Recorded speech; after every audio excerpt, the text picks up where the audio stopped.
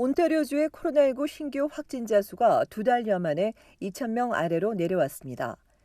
오늘 온주보건당국은 어제까지 일일 신규 확진자 수는 1,616명, 추가 사망자는 17명으로 집계됐다고 발표했습니다.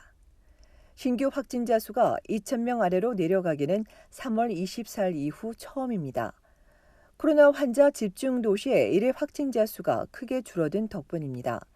토론토 472명, 피일 지역은 360명, 욕지역도 116명으로 내려왔으며 해밀턴과 더럼 지역에선 여전히 100여 명씩 나왔습니다. 이처럼 신규 확진자 수가 감소하고 있지만 위험 요인은 여전히 남았습니다. 어제 토론토 보건당국은 영국발 변이 바이러스처럼 인도발 변이가 빠르게 확산할 수 있다고 경고했습니다. 지금까지 연구 결과 인도발 변이가 영국발 변이보다 전염력이 50%더 높기 때문입니다. 토론토 보건당국은 아직까진 영국발 변이가 주요 바이러스라며 인도발 변이가 확산되지 않도록 시민들 모두가 개인 방역 수칙을 꼭 준수하고 코로나 백신을 맞아야 한다고 강조했습니다. 인도발 변이는 최근 세계보건기구 WHO로부터 영국, 남아공, 브라질에 이어 우려 변이로 지정됐는데 최근 영국에서 이 변이가 빠르게 확산하면서 다음 달로 예정된 경제활동 완전 재개에도 지장을 줄 수 있는 것으로 알려졌습니다.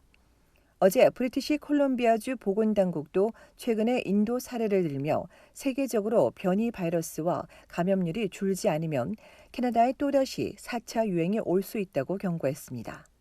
그러면서 BC주 당국은 전 세계인이 안전할 때까지 코로나 팬데믹은 끝난 것이 아니라며 다시 한번 백신 접종의 중요성을 강조했습니다. 한편 온주에선 오늘부터 18세 이상의 백신 사전 예약이 시작했습니다.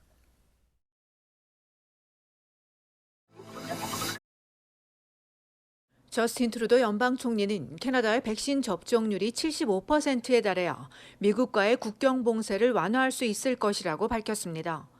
지난해 3월부터 캐나다와 미국의 국경이 봉쇄됐다가 최근 양국이 봉쇄 완화를 논의 중이라는 보도가 나오자 곳곳에서 완화를 기대하는 분위기가 조성돼 왔습니다. 이에 트루도 총리는 캐나다는 아직 3차 대유행에서 벗어나지 못했다며 완화 이전에 할 일이 많고 또 여행을 재개하기에도 아직 안전하지 않다고 말한 것으로 전해졌습니다. 캐나다는 앞서도 미국과 달리 국경 개방에 매우 신중한 입장을 보여왔습니다. 이에 따라 양국 국경은 한 달 더 연장될 것으로 예상되고 있습니다. 한편 온타리오주 정부가 조만간 경제 재개 계획을 발표할 것으로 보여집니다. 오늘 크리스틴 엘리엇 보건장관은 구체적인 시기는 언급하지 않았으나 빠른 시일 안에 계획을 공개할 것이라고 약속했습니다. 주류 언론 보도에 따르면 정부는 분야별이나 지역별 재개 등 다양한 시나리오를 두고 논의 중인데 아직 최종 결정은 내리지 못한 것으로 알려졌습니다. 이런 온주와 달리 오늘 오후 퀘벡주 정부는 경제 재개 계획을 발표했습니다.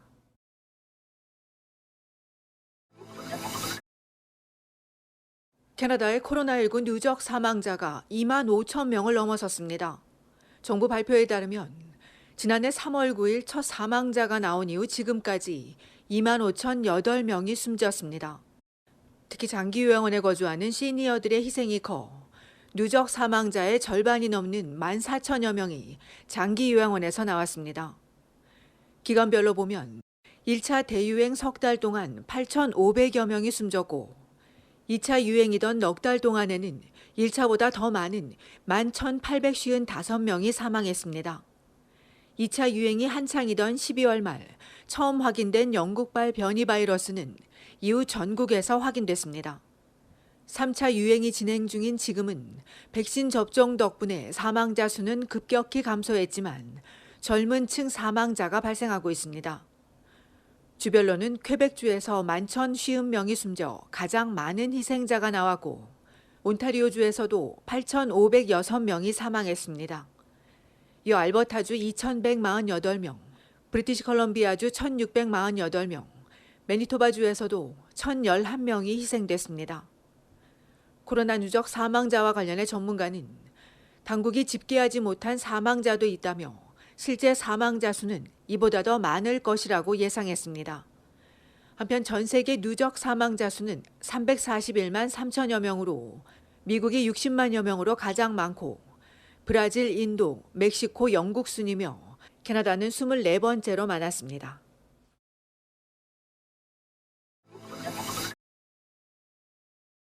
온타리오주 정부가 여름 캠프를 허용할 방침입니다.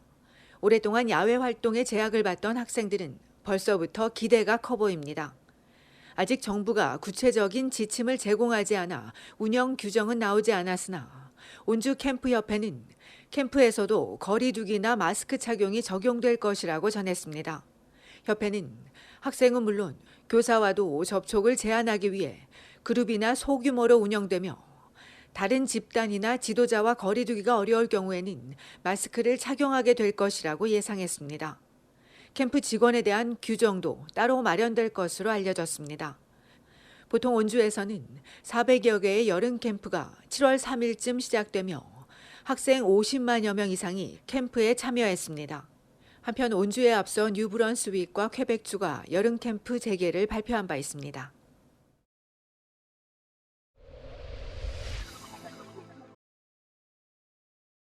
주 밴쿠버 총영사관이 예약을 하고도 나타나지 않는 이른바 노쇼 민원인의 이용을 제한할 방침입니다. 총영사관은 여권과 공증 등 수요가 많은 업무에 예약을 하고 방문하지 않는 민원인들이 늘고 있다며 오는 25일부터 노쇼가 2번인 민원인은 다음 달 민원 예약이 제한된다고 밝혔습니다. 총영사관은 지난 10일부터 14일까지 닷새 동안 노쇼만 40여 건에 달했다며 방문이 어려울 경우 미리 취소할 것을 당부했습니다. 밴쿠버 총영사관은 효율적인 민원실 운영을 위해 지난 4월 말부터 예약자를 일부 변경해 대기자 명단에 도입하고 개별 통보해주고 있으며 중복 예약도 개편했습니다.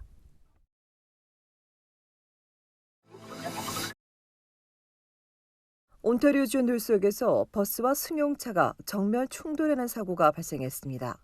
어젯밤 11시 55분쯤 베이비유 애비뉴와 핀치 애비뉴 남쪽에서 11번 버스와 혼다 쿠페가 정면 충돌해 승용차 운전자가 중상을 입고 병원으로 이송됐습니다. 베이비 북부 방면 도로를 통제하고 사고 현장을 정리한 경찰은 운전자와 목격자 등을 상대로 정확한 사고 경위 등을 조사하는 한편 사고 당시 현장이 담긴 대시캠 영상 제보를 요청했습니다.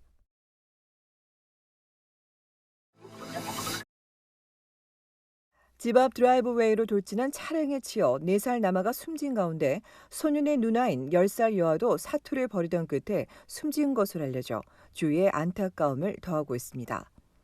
온타리오주 번지역에서 지난 일요일 정오 벤츠가 드라이브웨이로 돌진해 집 앞에서 놀던 남매를 들이받아 2명 모두 숨졌으며 당시 남매의 자전거를 고쳐주다 사고를 당한 이웃 남성은 다행히 생명엔 지장이 없는 것으로 알려졌습니다. 경찰은 운전자가 당시 음주는 하지 않은 것으로 보인다며 소년의 누나가 숨지면서 가해 운전자 혐의가 위험 운전으로 인한 사망 2건 등 총 6건으로 변경됐다고 밝혔습니다. 16세인 벤츠 운전자는 온주보호법에 따라 신호는 공개되지 않고 있습니다.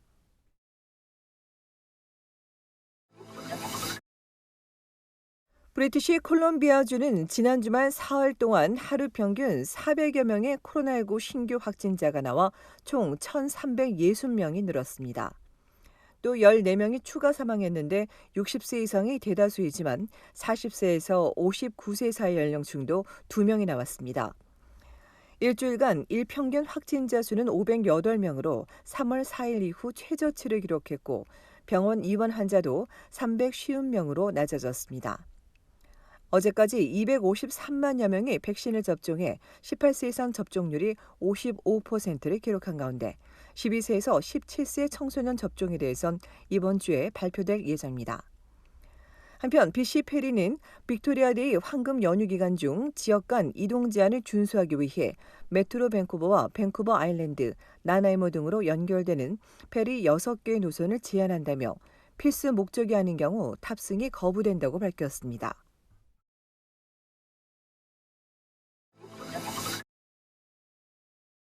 이번 주 온타리오주 광역 토론토는 한낮 기온이 쑥쑥 오를 전망입니다.